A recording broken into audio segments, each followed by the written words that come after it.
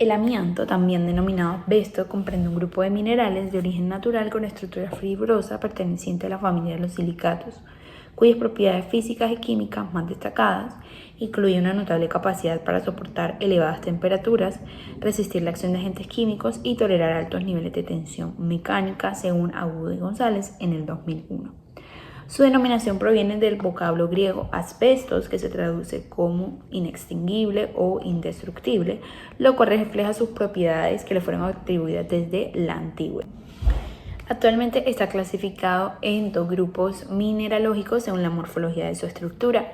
Está primero los anfiboles, cuyas fibras presentan una disposición rectilínea, y las serpentinas, cuyas fibras adoptan una configuración curva.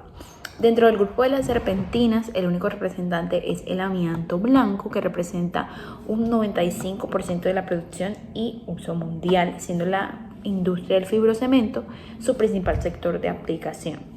Y el grupo de los anfiboles comprende el amianto amarillo, el amianto azul, el amianto gris, el amianto marrón. Si bien estos anfiboles representan un porcentaje menor que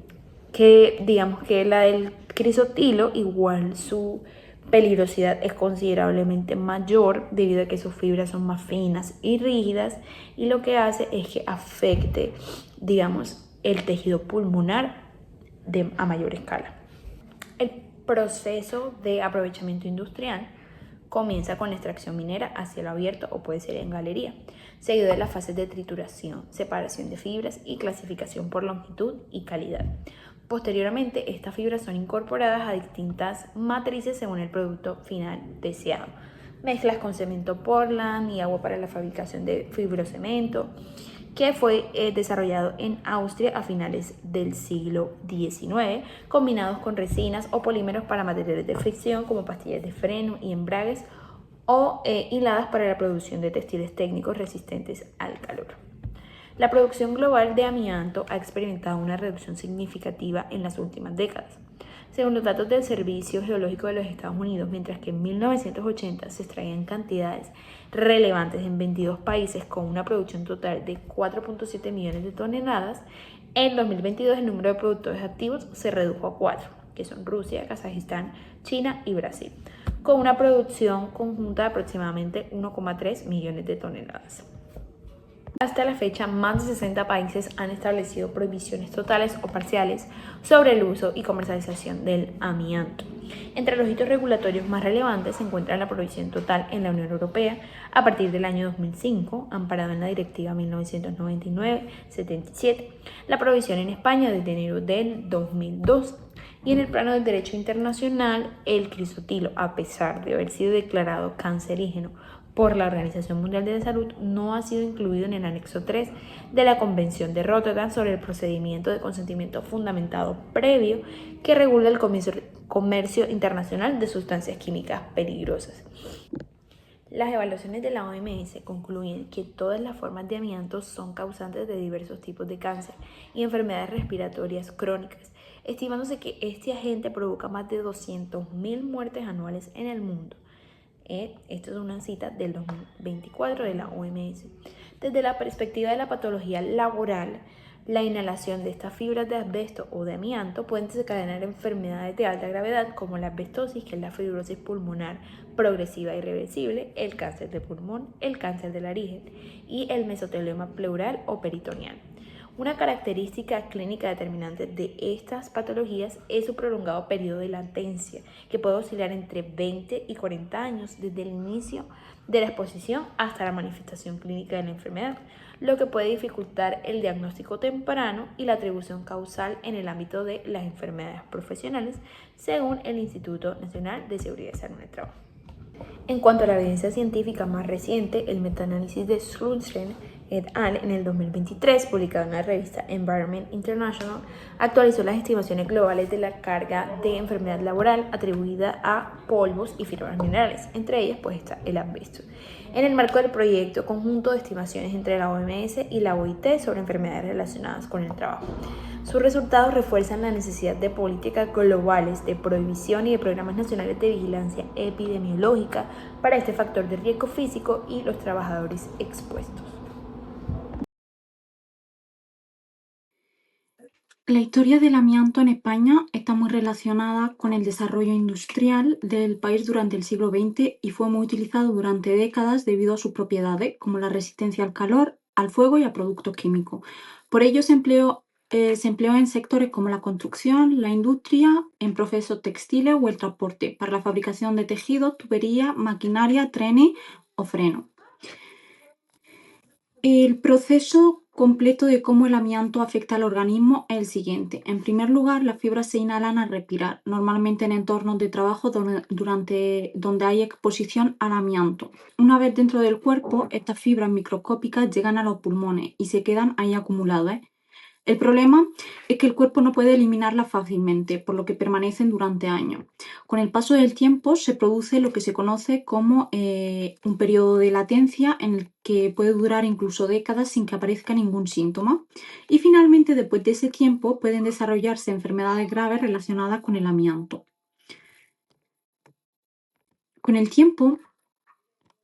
se descubrió que el amianto es altamente perjudicial para la salud, provocando enfermedades graves que además tardan muchos años en aparecer. Esto hace que muchas personas desarrollen problemas de salud mucho después de haber trabajado con el material. Entre las principales enfermedades reconocidas se encuentran la asbestosis, que afecta directamente a los pulmones y provoca una pérdida de elasticidad en el tejido pulmonar.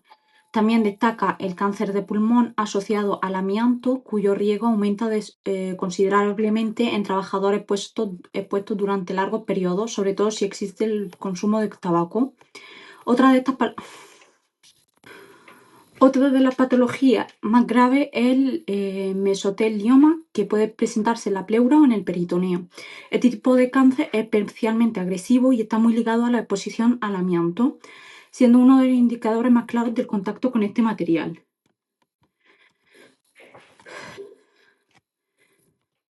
Además de estas enfermedades más severas, también existen otras afecciones como las placas pleurales, que son alteraciones en la membrana pulmonar, el engrosamiento pleural difuso, que puede dificultar la respiración, y el derrame pleural benigno, que consiste en la acumulación de líquido en la zona pulmonar. Los colectivos más afectados son los propios trabajadores, que son el grupo con mayor riesgo, ya que están en contacto directo con el material durante su actividad laboral. Las familias de esos trabajadores, que en muchos casos la exposición se produce de forma indirecta, por ejemplo a través de la ropa del trabajo contaminada que llevan a casa. Y por último, la población en general. Y esto se debe a la presencia de amianto en edificios antiguos, lo que puede suponer un riesgo si estos materiales se deterioran o se manipulan. La preocupación por los riesgos derivados de la exposición al amianto fue recogida por organismos como la Organización Internacional del Trabajo mediante el convenio número 162 que España ratificó en 1990. Además, se incluyeron normativas que estaban enfocadas en la reducción de la contaminación ambiental, en la prohibición de comercialización y uso del amianto, en disposiciones mínimas de seguridad y salud en los trabajadores y en la obligación de retirada del amianto en obras de demolición y trato del residuo como peligroso. Como consecuencia de estos daños, las reclamaciones han ido aumentando con el paso del tiempo y cada vez más personas afectadas acuden a los tribunales para pedir una indemnización. Estas reclamaciones suelen dirigirse contra las empresas que no protegieron adecuadamente a los trabajadores. Las reclamaciones han ido aumentando en cuanto a las indemnizaciones, buscan compensar los daños sufridos. No solo se tiene en cuenta el daño físico, sino que también se tiene en cuenta el impacto en la vida personal y económica de la persona afectada. Sin embargo, surgen algunos problemas en el seguimiento, ya que esos procesos no son sencillos y las enfermedades pueden aparecer muchos años después, lo que dificulta demostrar la relación con el trabajo. Además de que los procedimientos judiciales suelen ser largos y complejos. En conclusión, la situación del amianto ha evolucionado desde su uso generalizado hasta el reconocimiento de sus graves consecuencias, y hoy en día hay un mayor número de reclamaciones, una mayor sensibilidad por parte de los tribunales y una mejor protección de los derechos de las víctimas. Hablaremos acerca de la gestión del amianto. Decidí realizar una comparativa normativa y operativa en los territorios de España y Colombia, en el cual pues, se muestrará un estudio como un poco detallado de lo que son los marcos legales, procedimientos de remoción, protocolos de salud ocupacional y algunas características que se encuentran vigentes en esas naciones para el año 2026. Iniciando, pues tenemos un contexto y marco legal como tal inicial, en el cual se muestra la transición hacia la gestión técnica de este elemento o este producto. Actualmente, pues digamos que en ambos marcos legales, tanto en Colombia como en España, existe la prohibición del uso industrial y comercialización de este producto. A partir del año 2002 se generó la prohibición total en el territorio español bajo las directrices europeas, la cual fue erradicar industrialmente la presencia del amianto. Por otro lado, en el año 2021 entró en vigor la ley a nacer a niño, la cual comprende la ley 1968 del 2019, en la cual se prohíbe la comercialización y el empleo del asbesto en Colombia. Para aclaración, el asbesto se conoce en Colombia y países latinoamericanos como en España se conoce el amianto. Siguiendo con un marco normativo específico para el territorio español, se encuentra la siguiente estructura legal vigente, en la cual la Ley 31 del 95 de la prevención de riesgos laborales establece como un marco general en el cual se tiene la prevención de riesgos laborales en España, siendo como un pilar fundamental para la seguridad y salud en el trabajo en ese territorio. Siguiendo con el Real Decreto 396 del 2026, el cual es el Real Decreto específico por el cual se regulan las disposiciones mínimas de seguridad y salud ocupacional aplicables para trabajos con riesgo en exposición en cuanto al amianto y las fibras de este elemento que son peligrosas. Y así como se impulsó la actualización constante de los límites que se deben tener por parte de la directiva de la Unión Europea. Por otro lado, en el marco normativo de Colombia, la Ley 1968, como se nombró anteriormente, del 2019, estableció la prohibición total tanto en la explotación y la comercialización del asbesto. Esto pues por medio del decreto 221 del 2023 refuerza la identificación y sustitución de ese material. Por otro lado, para tener como en cuenta las empresas que están autorizadas en cada uno de esos territorios, vamos a empezar por el territorio español, en el cual se tiene que contar con un previo registro en el RERA, que por sus siglas corresponden al registro de empresas con riesgo de amianto, el cual está acreditado y tiene la capacidad técnica para otorgar ese tipo de autorización para el conducto regular que se debe tener en cuenta para operaciones con este elemento. Por otra parte, el plan de trabajo es la autoridad laboral que aprueba o por el cual se presenta y se aprueba un plan de trabajo ante la autoridad competente y a la hora de intervenir o manipular ese tipo de elemento en diferentes ámbitos laborales. Por un lado, en Colombia se debe otorgar una licencia ambiental, la cual es otorgada por medio de la ANLA, en la cual se dictan las gestiones integrales de lo que se debe tener en cuenta para la gestión de residuos peligrosos derivados del asbesto, en este caso las veces del amianto en Colombia, y por la cual se rigen los estándares laborales mínimos para el cumplimiento de esta ruta, como tal que debe ser expuesta tanto para trabajadores como regulada por los contratistas bajo las normas del Ministerio de Trabajo Nacional. En cuanto a formación y capacitación que se debe tener para los trabajadores, es muy importante este punto, teniendo en cuenta que se hace un análisis crítico y de los requisitos mínimos de cuál el personal tiene que tener capacitación, teniendo en cuenta que estarán expuestos y se debe garantizar el cumplimiento normativo en la seguridad técnica tanto en España como en Colombia. Por un lado, en España se tiene una normativa como tal que se requiere una formación técnico-práctica obligatoria de 20 horas según los convenios establecidos. Y por una parte, en Colombia se debe capacitar específicamente en cuanto a los riesgos químicos y protocolos de seguridad en el manejo adecuado de este tipo de material. Así como también se enfoca mucho en la identificación de riesgos, patologías o enfermedades que sean derivadas en cuanto a la inhalación o cualquier proceso que se presente en la manipulación de este elemento. Y así también pues como la capacitación, uso adecuado y estricto de los elementos de protección personal. Es importante definir los equipos de protección personal para los dos territorios, tanto para España como para Colombia, en el cual de acuerdo a los riesgos higiénicos evaluables, existe una similitud operativa, dado que se sigue un traje mínimo impermeable, el cual normalmente es una traje antifluido, un respirador de alta calidad y alta eficiencia, una protección ocular para mitigar la exposición al asbesto o al amianto y botas de protección para seguridad.